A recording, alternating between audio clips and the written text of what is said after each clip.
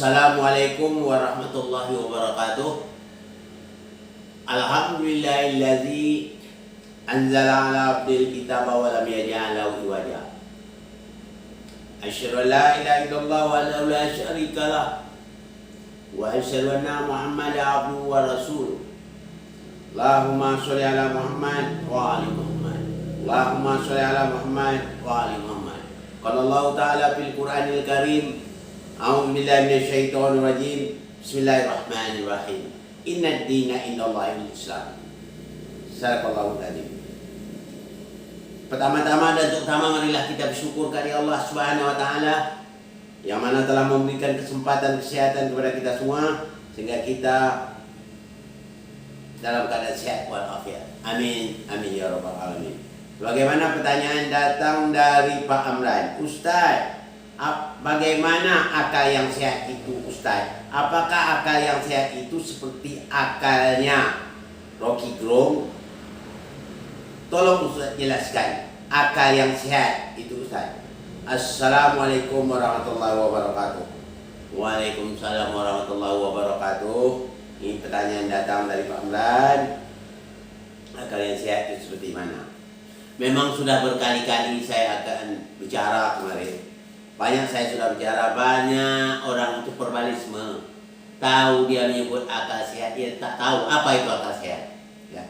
Akal ini kita harus tahu, atau pikiran ini kita harus tahu akal itu fungsi apa. Akal itu kalau saya katakan, ya seperti akal itu ya, seperti kepala keluarga, ya. Saya bayangkan itu seperti kepala keluarga. Bagaimana kepala keluarga itu?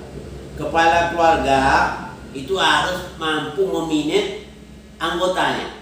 Bagaimana seandainya kepala keluarga itu tak mampu memanage anggotanya?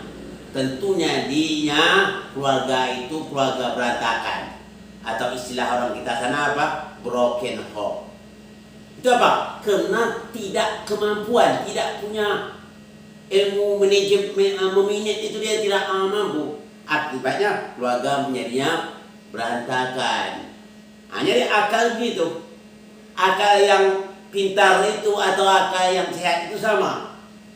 Seperti itu. Akal yang mampu memanage perasaan, ya, atau memanage emosi atau spiritual, harus mampu akal itu memanage. Kalau tak mampu, maka akal juga berantakan. Coba kita lihat di mana-mana sering mengadakan satu debat.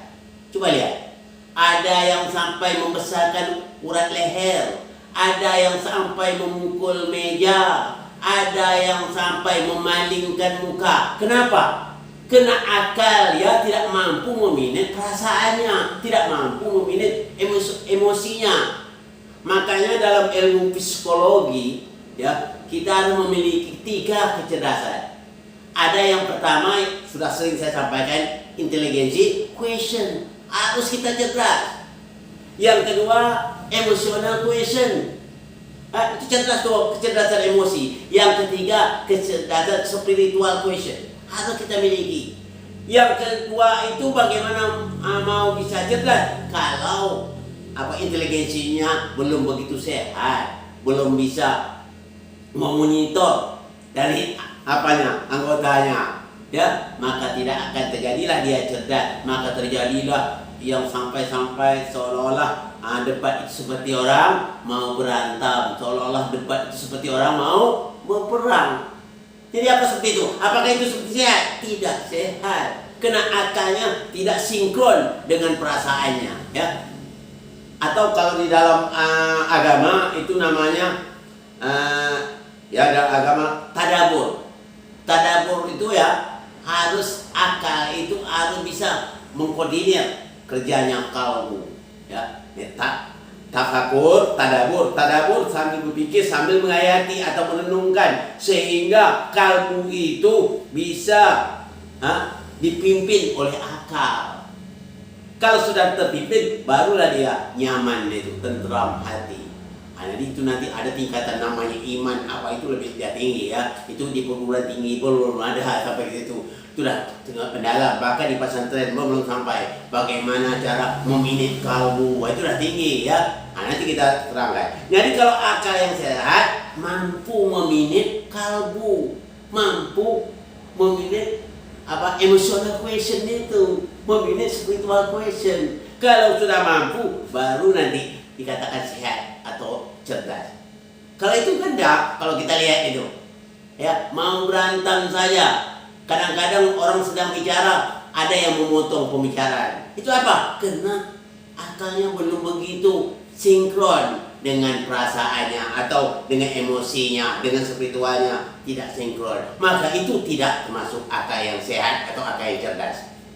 Nah, di sini saya berkali-kali saya sampaikan. Siapa orangnya? Ya kalau benar-benar orangnya ya, itu orang-orang yang punya ilmu itu bahwa bisa orang memiliki ilmu nanti yang tingkat yang di atas itu namanya yang punya iman ya, orang yang punya hakul iman namanya. Nanti itu tinggi itu pengajiannya. Tapi ini masalah akal, kita masalah ilmu agama masuk sedikit dan ilmu psikologi saya masuk sedikit. Jadi kalau menurut ilmu psikologi kita harus memiliki kecerdasan, 3 kecerdasan. Pertama IQ ya, yang kedua kecerdasan emotional question, emosinya harus cerdas juga. Yang ketiga kecerdasan spiritual question.